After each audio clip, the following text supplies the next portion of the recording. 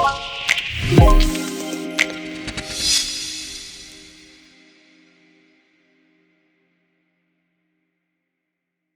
a subir al escenario a los ponentes: José Ignacio Linares, director de la Cátedra Fundación Repsol en Transición Energética en la Universidad Pontificia de Comillas; Joaquín Caballero, ingeniero senior en Asistencia Técnica y Desarrollo Auto en Repsol; Cristina Pérez, SG Manager de Tecnia; y Miquel Llona, CEO de Biciclastic. Esta mesa estará moderada por Amaya Arteche, responsable de Estrategia de Economía Circular en Tecnalia. Amaya, cuando quieras.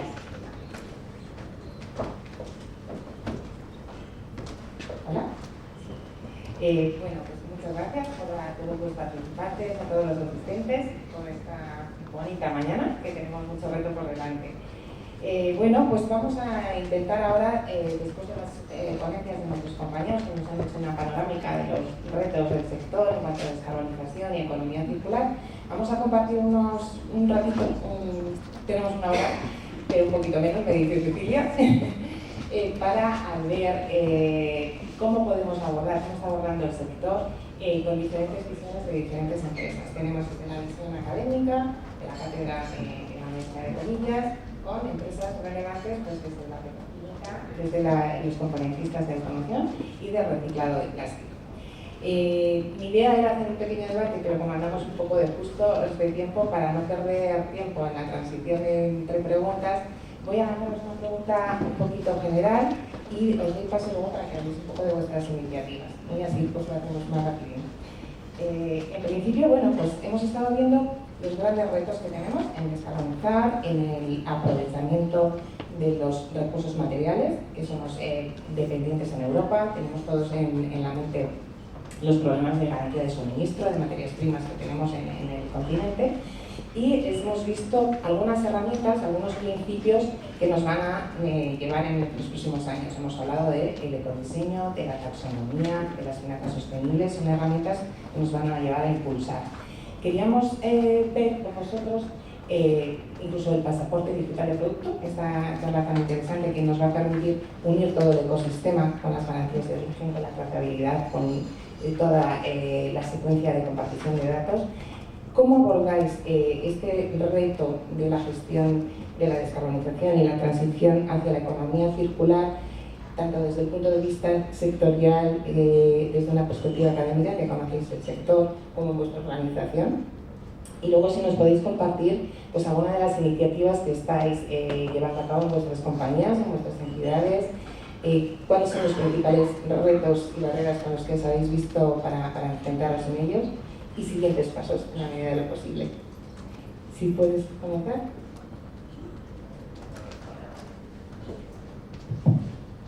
Muy bien, pues muchas gracias por la introducción y gracias a Sernauto por habernos invitado a estar aquí. Bueno, pues como decía ya, mi visión no es de un fabricante, sino viene desde la universidad, de la Cátedra de Fundación Repsol para la Descarbonización de la Industria. Y en ese sentido, hace ya 3 años escogimos el sector de la automoción, fabricantes de automóviles y fabricantes de componentes, para analizar posibilidades de descarbonización, ¿no?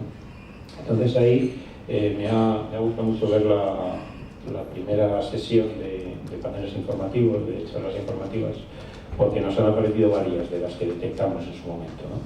Por una parte, podíamos unir la visión o los recursos, digamos, de la propia fábrica con la comunidad, con la sociedad que le rodea, y ahí podemos enganchar un poco la visión de Tríodos, en el sentido de que los efluentes de la propia fábrica, en este sentido nosotros detectamos, estuvimos visitando una fábrica de coches en Madrid, y tanto los efluentes que había en las balsas de pintura como de los propios efluentes de la zona de horno que secaron, tenían potencial muy interesante para activar bombas de calor, ¿no?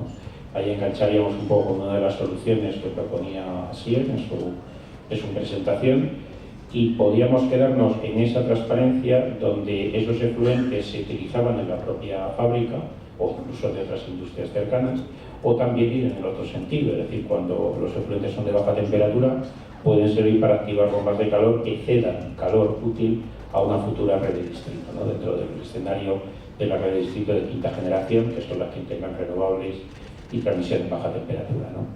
Entonces, en ese sentido tendríamos una oportunidad clara para la circularidad. Por supuesto, desde la propia comunidad que hay cerca de la industria podríamos producir biometano y ese biometano ser utilizado para autoconsumo, para consumo en la propia fábrica.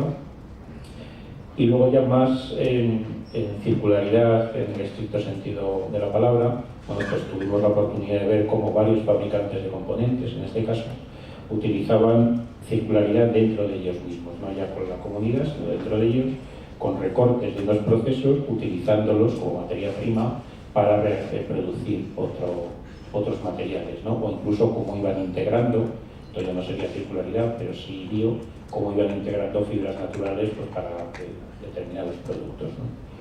Y en cuanto al futuro, para tampoco alargarme mucho, bueno, pues siguiendo un poco con la idea de las bombas de calor, es decir, en este sector, al menos en la fabricación del vehículo, es verdad que la componente eléctrica es una parte importante del consumo, pero tampoco es despreciable la componente térmica, es decir, la necesidad de calor pues para los hornos de pintura, para acabados, etc., ¿no?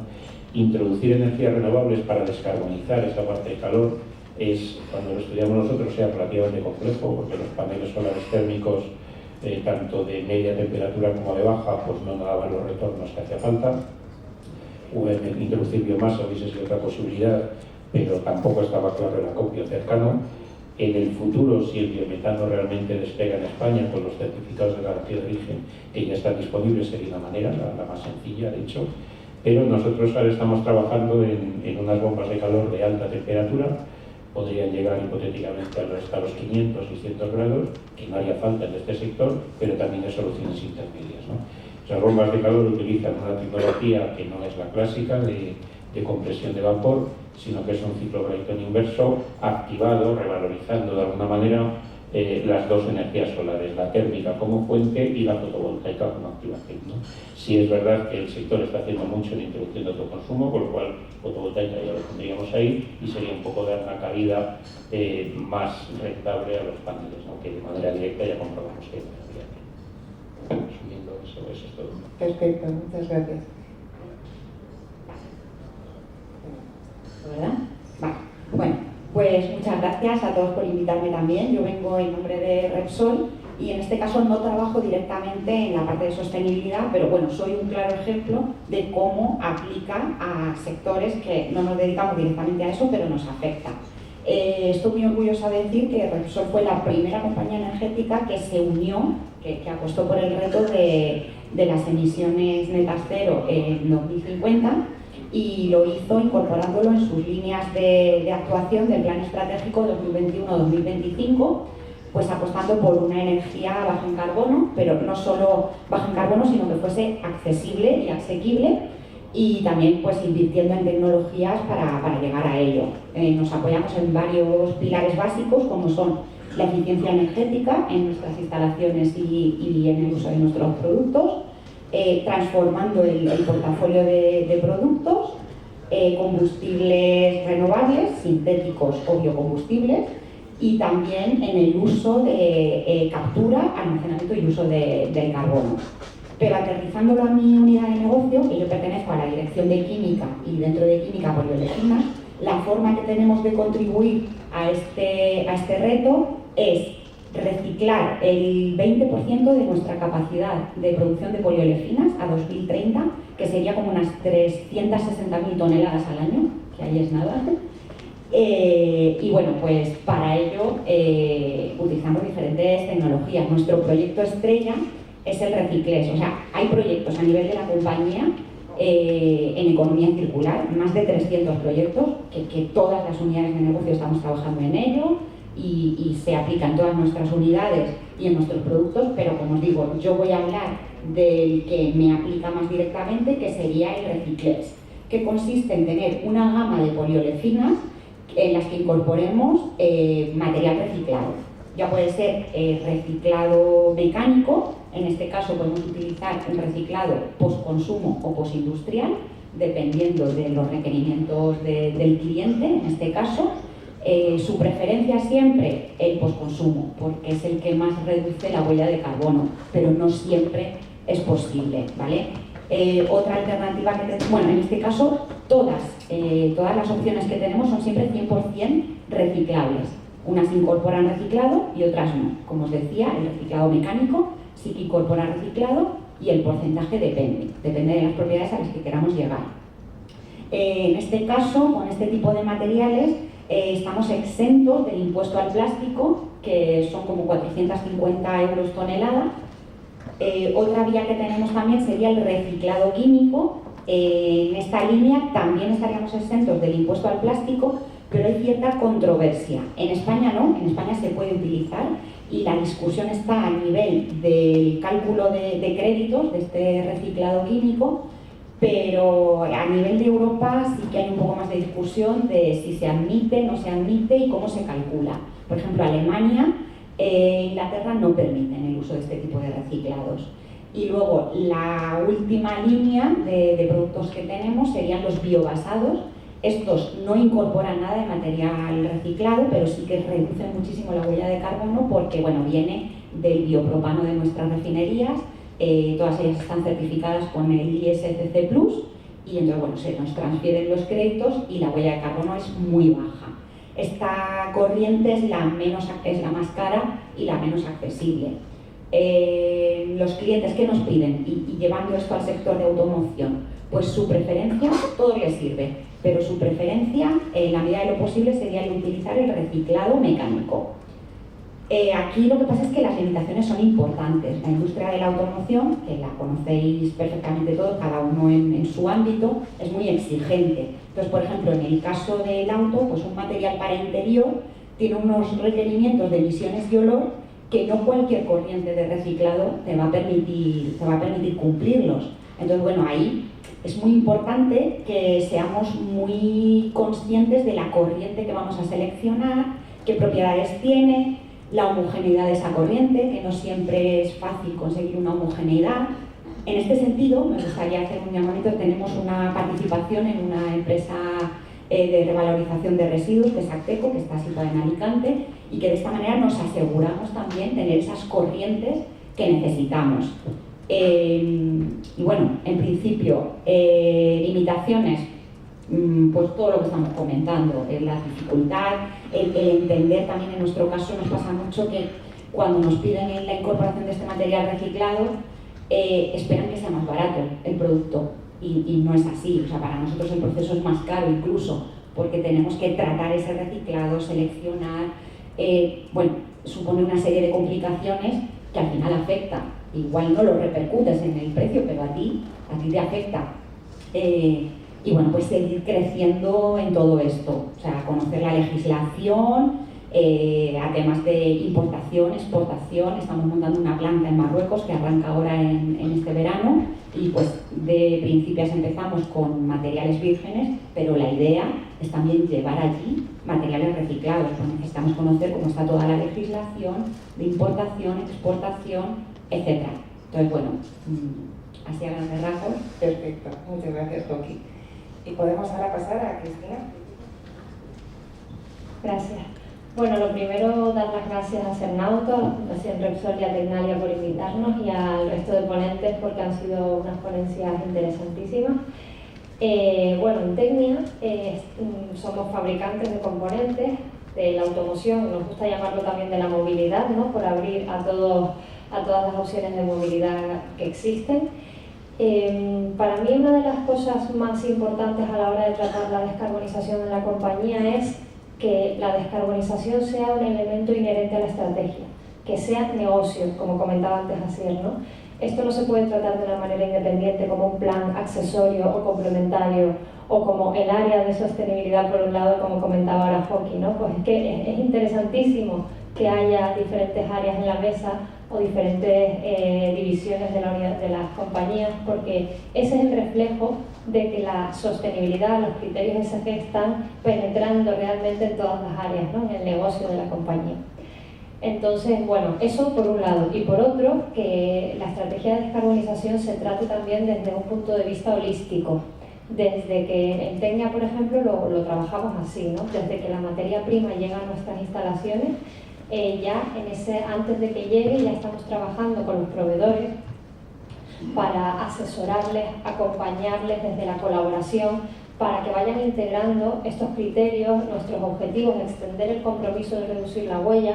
En este sentido es muy importante acompañarles porque tenemos dos tipos de proveedores. El proveedor muy grande, que es incluso más grande que nosotros y dispone del conocimiento, la estructura y las técnicas para calcular su huella de carbono y darte la información que necesitas y para reducirla año a año. Y luego está por otro lado el proveedor pequeño o mediano, que quizás no lo tiene tan fácil, ¿no? A ese proveedor creo que es muy importante apoyarle desde la sensibilización y el acompañamiento para que no quede en una desventaja competitiva cuando esto sea un criterio excluyente en los procesos de nominación. En ese sentido, bueno, la materia prima llega a nuestras plantas y ahí, una vez que entra en el perímetro de nuestras fábricas, ya la acción depende totalmente de Tecnia, ¿no? En ese sentido es la parte que más estamos trabajando y que creo que todas las compañías tienen un poquito más controlada porque depende al 100% de la compañía y es un poco lo que comentaba Ben, ¿no? Que bueno, pues en el consumo energético estamos trabajando, sobre todo en energía eléctrica, en acuerdos de compra de energía eléctrica con garantía, bueno, con origen renovable. Este tipo de acuerdos, fuimos una de las primeras empresas del sector de la automoción en firmar este tipo de acuerdos allá en 2018 y nos han permitido también amortiguar los impactos que han tenido también la volatilidad de precios y la incertidumbre que hemos vivido en este contexto de los últimos años. Y luego las medidas de eficiencia energética en nuestras propias plantas, renovación de maquinaria, industrialización 4.0, datos, medir, todo esto nos ayuda a mejorar cada proceso y desde 2014 llevamos implantando una serie de medidas de eficiencia energética año a año que nos han permitido ahorrar 3,6 millones de euros, con lo cual volvemos al concepto de sostenibilidad es negocio. Y luego, una vez que nuestros productos, nuestros componentes salen de nuestra fábrica para enviarlo al cliente, ahí nos focalizamos sobre todo en que el packaging de nuestros productos sea reutilizable en la medida de lo posible, siempre y cuando la operativa logística lo admita. Y si no es posible que el packaging sea reutilizable, siempre favorecemos los materiales reciclados versus los vírgenes, ¿no? Y un ejemplo más de cómo integrar la descarbonización como una oportunidad de negocio, porque como decía, tratar la descarbonización desde un punto de vista transversal y holístico te permite anticiparte y generar oportunidades donde otras compañías que a lo mejor no han trabajado en ello vean un riesgo, ¿no? Y una de las oportunidades que llevamos trabajando en Tecnia desde hace algunos años ha sido la diversificación del negocio, dirigiendo nuestros productos a componentes para vehículos 100% eléctricos o plataformas o vehículos de nueva movilidad. Perfecto, muy interesante esa visión para traccionar de toda la cadena de valor y un poco recoger toda esa información que hablábamos, ¿no? También de cara a pasaporte digital y tener todos las mismas métricas, los mismos datos. Pasamos a Miquel Llona, que nos ve también la visión desde la parte de una compañía pionera, muy innovadora en todo el ámbito del reciclado del plástico para diferentes sectores y que bueno, pues está haciendo una labor muy importante para todo este tema de la sostenibilidad que estamos hablando. Bueno, lo primero agradeceros a todos la asistencia a tanto a Tecnalia como a Repsol y Cernauto, la posibilidad para nuestra compañía de estar aquí ante vosotros. Nosotros somos una pyme, somos una empresa bueno, todavía pequeña, nacimos en plena pandemia, pero nosotros venimos del sector de la automoción, ¿vale? Nuestro equipo está compuesto por miembros de departamentos técnicos que venimos tanto de Tier 2 como de Tier 1 y que bueno, estábamos empezando a ver hace ya unos años que en otros países de Europa, que en nuestra competencia, que los SOEM en algunas ocasiones estaban empezando a introducir plástico reciclado, que existían unas cadenas de suministro y unos scraps en Alemania que estaban funcionando adecuadamente y que nosotros aquí no teníamos nada de eso. Y que nosotros aquí cuando teníamos un problema y subía mucho el precio del petróleo y nos afectaba directamente en la compra de materias primas, estábamos bastante fastidiados. La poliamida está en crisis, toda la vida en crisis. Nunca hay poliamida, por ejemplo, ¿no? Y luego nos preguntábamos por qué en Alemania sí tenían poliamida. Pues no lo entendíamos. Entonces empezamos pues de estas reflexiones que decides hacer en equipo y demás, empezamos a analizar pues los diferentes elementos que tenía la Unión Europea en base a directivas o en aquel momento lo que era la Agenda 2020. Luego se evolucionó a la Agenda 2030, pero nosotros empezamos a desarrollar nuestro modelo de negocio desde la Agenda 2020. Nuestro modelo de negocio inicialmente no pretendía ser un negocio pues, que abarcase un montón de toneladas, ¿no? 360.000, que me parece que son necesarias, y se van a quedar cortas. Probablemente lo estéis viendo, ¿no? Eso es. Entonces, la cuestión era decir, bueno, vamos a... La cadena de valor, la cadena de suministro, la trazabilidad, eran elementos muy importantes y son elementos muy importantes que se estaban poniendo en valor fuera de nuestro país, ¿no? Entonces, desde ese punto de vista decimos, bueno, nosotros vamos a jugar 200 kilómetros a la redonda. Además, estratégicamente nos pusimos allí entre Cantabria, Burgos, Álava y Vizcaya, ¿no? Con los grandes Tier 1 que tenemos en esas zonas en el área del plástico. Y empezamos a jugar bueno, vamos a coger nuestros residuos, pero no son residuos que todo el mundo sabemos que tiene valor y que os los están llevando y que terminan en grandes plantas de procesamiento y que luego se van a terminar. No, vamos a cogeros lo difícil, el plástico negro, el compound, los refuerzos de fibra, el talco, los metales, todas esas cositas. Y entonces ahí es donde nosotros empezamos. Obviamente te encuentras que no hay tecnología en el mercado y por eso tenemos que apoyarnos en Tecnalia y pues para intentar desarrollar y crecer en esta línea. Inicialmente todo este desarrollo pues con tecnología digital, ¿vale? De esta. Y óptica de esta. Entonces, pero bueno, pero es una manera. En Portugal llevan haciéndolo 10 años, ¿vale? Y están cogiendo residuos de Galicia, de Valladolid, os podéis imaginar las plantas que están allí, ¿vale? Entonces, desde ese punto de vista, nosotros vemos pues muchos problemas, porque cuando empezamos, nosotros no pretendíamos ser gestor de residuos y de repente te das cuenta que tienes que ser gestor de residuos. Y entonces, bueno, coges la ley medioambiental, bueno, bien, y ahora empiezas a coger todas las directivas, te haces gestor de residuos y vas a la administración.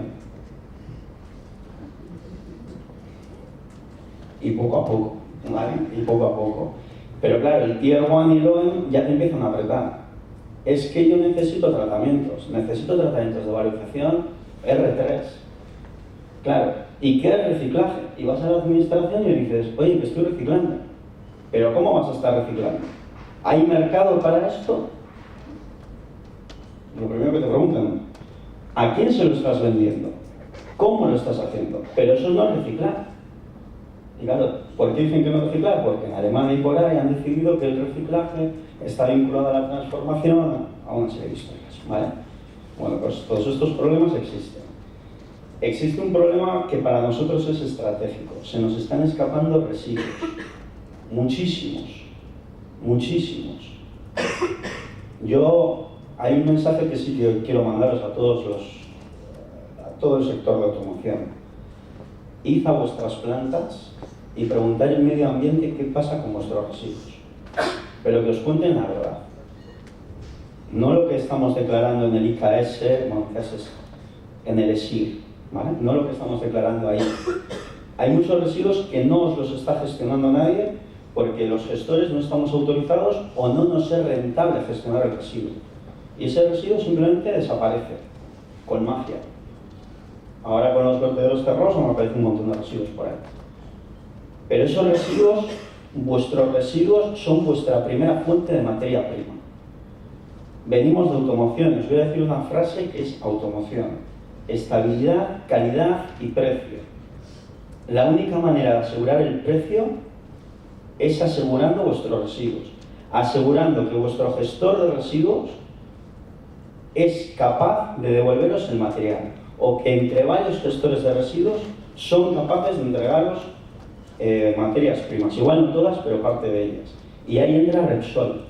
y ahí entra Plastic, salvando las distancias, y ahí entra Arteco, y ahí entramos un montón de agentes que no nos queda otra que trabajar en común para minimizar el precio, para intentar ir a la vía mecánica, para sacar valor sobre todo al residuo bueno, al postindustrial bueno.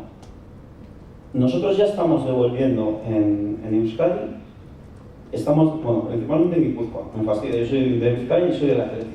Pues principalmente en Guipúzcoa estamos devolviendo postindustriales y algún postconsumo también. Y algún postconsumo que no viene de automoción. Bueno, pues el reto, hemos presentado un proyecto con Tecnalia, nos lo concedan o no, vamos a ir hacia adelante con él, en el que el reto pasa por el volumen de toneladas. No hay. Y de vuestro scrap no vamos a vivir. 10-20% como máximo. Hay que coger el postconsumo. ¿Qué pasa con el postconsumo? Pues ahí la guerra todavía es peor. Necesitamos materiales de refuerzo, necesitamos muchas cosas. Necesitamos fibras de vidrio, fibras de carbono. Necesitamos todo eso. Entonces, desde Plastic hemos desarrollado una estrategia que pasa por 2 plantas. Queremos en 3 años ya tenerlo. Una planta específica de termoplásticos donde poder hacer 3 grados de compound, 3, no vamos a hacer más. Homogéneos, estables, mezclando un Citel con un Tecnil, que nadie se tire de los pelos, pero eso es lo bueno. Un Citel con un Tecnil, con las famosas redes de mar, que se dice mucho pero se hace poco. Y otra planta que se dedique solo a los termoestables, pero no vamos a recuperar el termoestable, que es una locura. Nuestro objetivo es la fibra de carbono y la fibra de vidrio, y ahí con Tecnalia estamos, en un proyecto además de cadena de suministro. Por un lado recuperamos la fibra de vidrio y fibra de carbono, una y una, hacemos un pellet y lo integramos en poliamida 6. Poliamida 6 postconsumo proveniente de red de mar, eliminando todas las cargas inorgánicas para poder hacer una buena extrusión, etc. Y luego integrando estos elementos. Es un proyecto europeo, la Comisión Europea ha determinado que hacen falta cadenas de suministro estables, y si no son así, todo lo que os han contado del pasaporte europeo y todo eso, os va a repercutir. Y somos todos conscientes que en 2025 no se va a poder ofertar si no tenemos reciclado. Y en 2030 menos. Y Alemania, y ya con esto termino, Alemania ha dicho que quiere quitar las barreras, quiere un espacio Schengen para los residuos, porque hay sitios como España, que no Portugal, donde no se recicla, y lo dicen así abiertamente en la Comisión Europea. Y dice Francia, no, si pasan por mi frontera tienen que pagar, los franceses para esto son muy listos, y es verdad. ¿Y por qué quiere hacer esto Alemania? Porque Alemania tiene un scrap, a día de hoy ya tiene un scrap, y sabe que va a tener que suministrar, el otro día creo que decían 5 millones de toneladas al año en poliamida 6. ¿Y de dónde la van a sacar? Si ellos no la tienen, si en sus plantas, en sus procesos, llevan desde el año 93 con este scrap montado, y funcionando y optimizado, pues van a tener que ir a Grecia, a Italia, bueno, en Italia funciona bien, a Grecia, a España, y van a tener que coger esos residuos y pagar por ellos. Y entonces nos acordaremos del Departamento de Medio Ambiente que nunca generamos residuos de poliamida 6 natural. Ahí lo dejo. Bueno, pues como veis tenemos un montón de ideas, un montón de retos para abordar entre todos, para poder solventar estos desafíos que tenemos para no estropear más nuestro planeta y que podamos ser sostenibles tanto económica como ecológicamente, que es el objetivo. Tenemos mucho que pensar y mucha información muy interesante, así que bueno, pues vamos a por ello. Vamos a trabajar luego en unas jornadas de trabajo sobre ello, con lo cual podremos poner en común. ¿Una pregunta más? ¿Sí? Pues a ver, pues no sé si queréis destacar de los siguientes pasos que tenéis en marcha dentro de lo público, ¿qué cosas echáis de menos que os pudieran impulsar para acelerar en este camino? Ahora mismo estáis hablando mucho vemos que contáis con ciertos apoyos, pero pienso que a nivel comunitario, un poco traccionando de la cadena de valor, podría tener más impulso. ¿Qué echáis de menos? Apoyo administrativo, apoyo de centros, de colaboración público-privada, que siempre sale y que creo que es determinante, de algunos agentes propios de la cadena de valor, si queréis. Sí, bueno, un ejemplo muy concreto que yo ponía de las redes de calor y de la interacción, de aprovechar los efluentes hacia afuera o hacia adentro, lamentablemente, inexplicablemente, en España las redes de calor no acaban de despegar. Hay algunas incluso industriales, varias urbanas, pero no tenemos cultura de eso, ¿no? Cosa que en otros países más al norte enseguida sale, o incluso países también mediterráneos como el nuestro, en Italia también hay muchas, ¿no? Entonces, una manera de poder dar sentido a esto que decimos y de que pueda salir de la fábrica hacia el entorno que tenemos es que la cultura, la idiosincrasia española acepte más esas redes de calor como una tecnología eficiente para producir calefacción de distrito, incluso refrigeración de distrito. O sea, esa sería una barrera.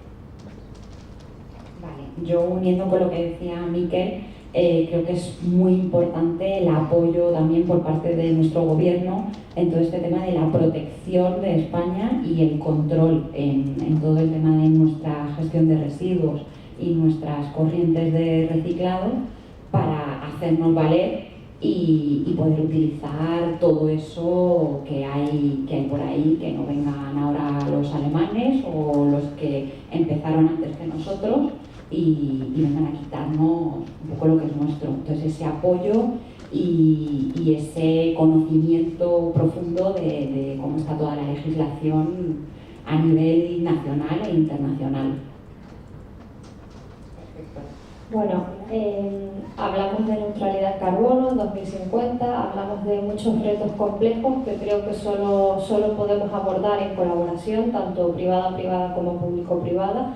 Se tiene mucho miedo a la colaboración con la competencia. Yo creo que es la solución porque los retos nos afectan a todos y de hecho no solo de manera horizontal sino también de manera vertical con toda tu cadena de valor, ¿no? Eso por un lado. Y luego también en un contexto en el que la neutralidad en carbono, por lo que comentábamos antes, ¿no? En nuestro caso el Scope 3, el alcance 3, que es todo lo que no depende de nosotros sino de nuestros proveedores, es el 91% de la huella de carbono de la compañía.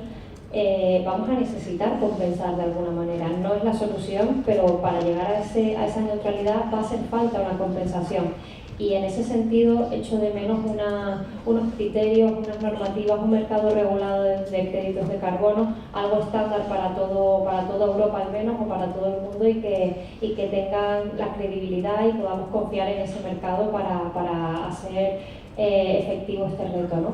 Y luego poner en valor una cosa, porque en este contexto que estamos viviendo de incertidumbre, volatilidad, es increíble cómo las personas que trabajan en las empresas, en las instituciones públicas, entiendo que en todos lados, están adquiriendo nuevas capacidades como son la agilidad, la resiliencia, la flexibilidad, el cambio de criterio de un día para otro, ¿no? Una serie de cosas que creo que son de valorar y que todos estos retos ambientales, pero que al final son retos que afectan a la economía global, están requiriendo de unos perfiles cada vez más líquidos, ¿no? Que puedan trabajar con esa incertidumbre y creo que tal y como estamos trabajando hasta ahora estamos respondiendo todo, bueno, en técnica con los equipos en este sentido.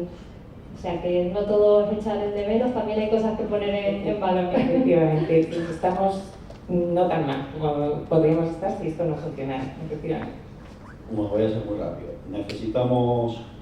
el primer tirón de orejas es para los gestores de residuos. Concretamente en el plástico tenemos que tener una mentalidad mucho más abierta, tenemos que estar dispuestos a colaborar y hacer proyectos en común con proyectos tractores en los que, luego no sé lo que dirá la Comisión del Mercado, pero hasta cierto punto nos asignemos para ti las poliolfinas y para ti lo otro, ¿vale? Más o menos, porque si no se nos escapa hasta hacerlo bien. Y luego hay un tema que es, bueno, hay dos temas. Uno que es, lo que es innegociable es que si queremos vender vehículos o si queremos vender cualquier producto, tiene que tener un estándar de seguridad, un estándar de calidad y un estándar de precio, ¿vale? Entonces, eso hace que las grandes compañías y las compañías, aunque es cierto que cada vez van más rápido, su toma de decisiones en muchas áreas pues, sea más lenta, pues como nos explicaba ITP, no podemos sacar un avión sin echarlo a volar y sin hacer las pruebas pertinentes, etc, etc, etc. Pero también es cierto que esa lentitud que nos asegura la viabilidad del sistema también obliga a que haya empresas más pequeñas y medianas que requieren de tomar decisiones rápidas y que necesitan sobre todo cash, ¿vale? Entonces necesitamos que la taxonomía esté ya, no dentro de 3 años. Porque igual dentro de 3 años tenemos las grandes compañías, pero no tenemos las pymes, directamente. Y ya lo último, y necesitamos personal formado y con ganas de trabajar. Sí, la búsqueda del talento es importantísimo, eso es, sí, pero para producciones también hace talento y eso es otro grupo de trabajo. Yo creo que, es que sabes lo que pasa, que hemos ido compilándolas. Yo creo que pues si queréis podemos pasar a la siguiente parte. Muchas gracias.